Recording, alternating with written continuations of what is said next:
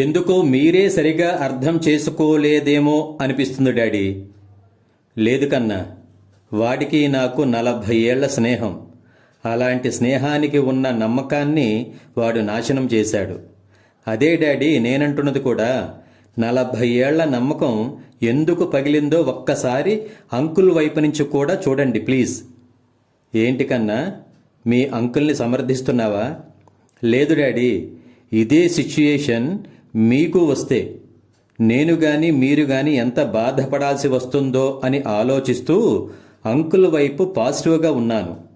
Daddy, ఈ ఇమేజ్ని చూడండి. ఇందులో కప్ని నమ్మకం అనుకున్నట్లయితే అది పగిలిపోయింది. దీనిని చూస్తున్న మీలాంటి వాళ్ళందరూ ఇది పగలడానికి కారణం ఎవరో వెతుకుతారు.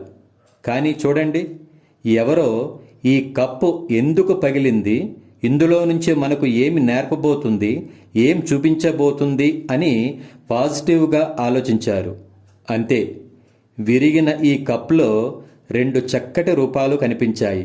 ఇంకా చూడగలిగితే మరెన్నో మనం నేర్చుకోవచ్చు అనిపిస్తుంది డాడీ. ప్లీజ్ నా కోసం ఒక్కసారి అంకుల్ని పిలిపించి మాట్లాడండి.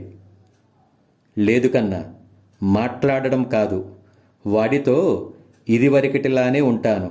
ఎందుకంటే వాడు నా నమ్మకాన్ని విరిచేశాడు అని బాధపడుతున్నాను కదా. అలానే వాడు కూడా నేను క్షమిస్తాను అని నమ్మకం పెట్టుకునే ఉంటాడుగా. మరి నేను కూడా వాడి నమ్మకాన్ని నిలబెట్టుకోలేనట్లేగా. ఎనీహౌ, థ్యాంక్ యూ నాన్న. You are not my son, you are more than a human. Jai Hind.